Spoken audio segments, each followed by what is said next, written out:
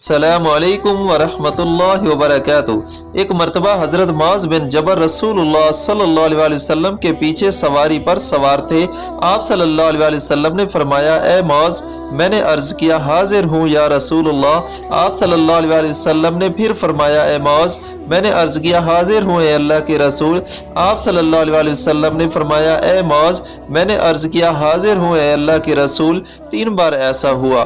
آپ صلی اللہ علیہ وسلم نے فرمایا، جو شخص سچے دل سے اس بات کی گواہی دے کہ اللہ کے سوا کوئی معبود نہیں اور محمد صلی اللہ علیہ وسلم اللہ کے سچے رسول ہیں، اللہ تعالیٰ اس کو آگ پر حرام کر دیتا ہے۔ میں نے کہا، یا رسول اللہ، کیا اس بات سے لوگوں کو باخبر نہ کر دوں تاکہ وہ خوش ہو جائیں؟ آپ صلی اللہ علیہ وسلم نے فرمایا، تو لوگ اس پر بھروسہ کر کے بیٹھیں گے اور عمل چھوڑ دیں گے۔ حضرت معاذ رضی اللہ تعالیٰ عنہ نے انتقال کے وقت یہ حدیث اس خیال سے بیان فرما دی کہ کہیں حدیث رسول چھپانے کے گناہ پر ان سے آخرت میں مواخذہ نہ ہو۔